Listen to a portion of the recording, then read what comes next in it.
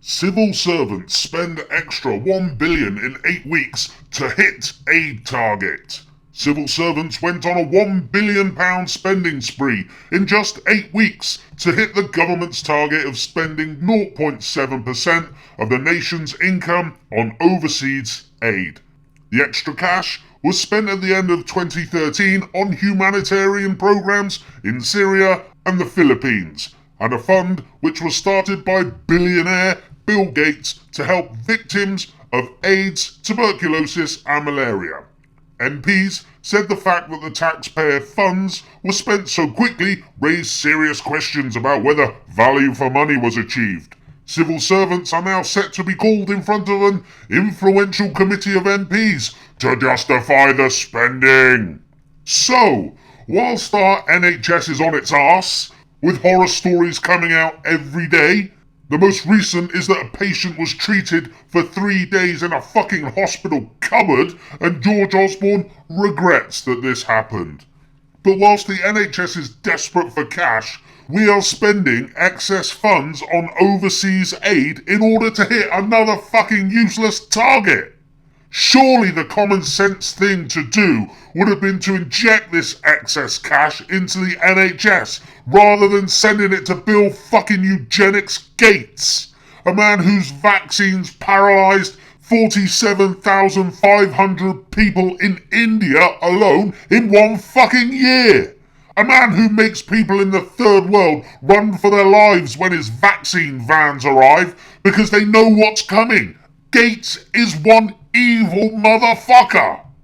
But Bill Gates aside, this aid money gets sent to large organisations to distribute, but in reality, something like at least, and I'm being very conservative when I say 50% of those funds, actually go to cover costs, salaries, bonuses, yeah, head of charities get bonuses as well, and also sponsoring sports fucking teams.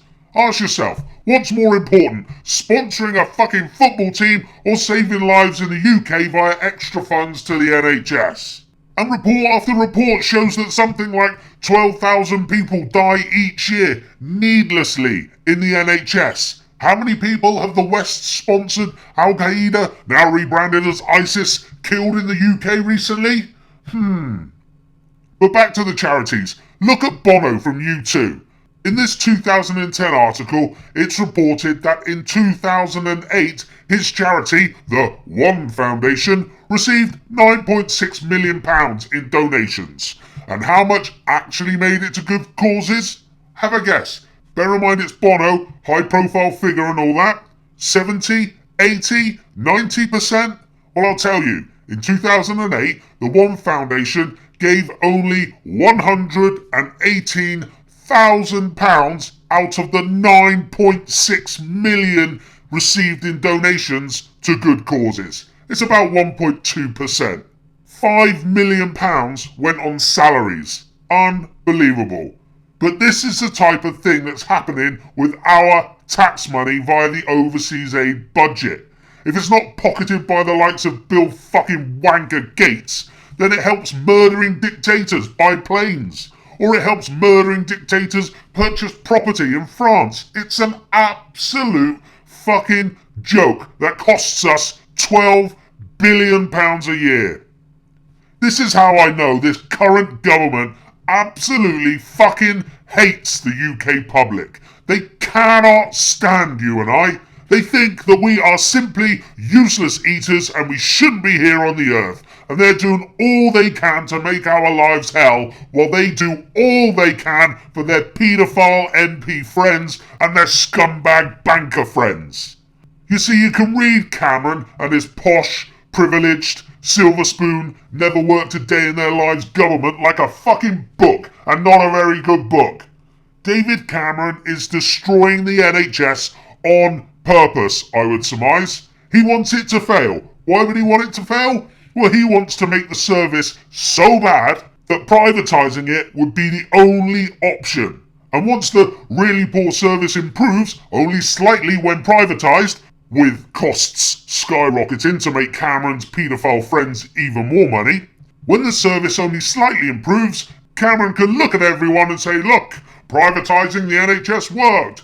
The service is now better than it was before, despite the net service actually being a lot lower than it was a few years ago.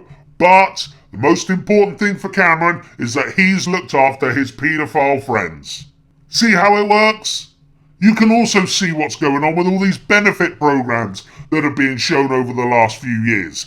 They're deliberately finding the worst type of people that they can to make everybody mad, thinking that they're just scroungers. I wouldn't be surprised if the government actually funded these shows.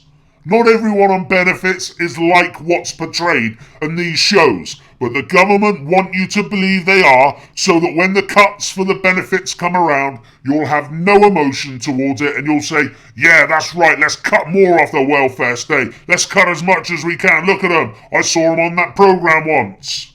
Cameron and his mates have to go. We cannot put up with another 5 years of them. But what are the options? Miliband? No fucking chance. I saw that a new party had been created. What were they called? Something like the Free United Kingdom Party. Maybe we need to look into these guys and see what's going on there. The other option, of course, is to have a UK Spring and demand the resignation of Cameron and his complete government.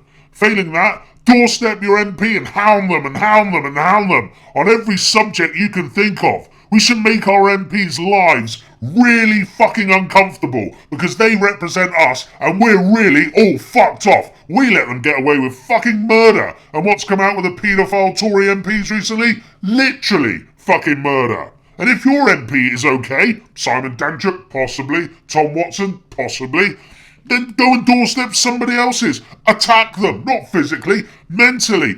Challenge them with facts. Don't let them get off. Make their life really fucking uncomfortable.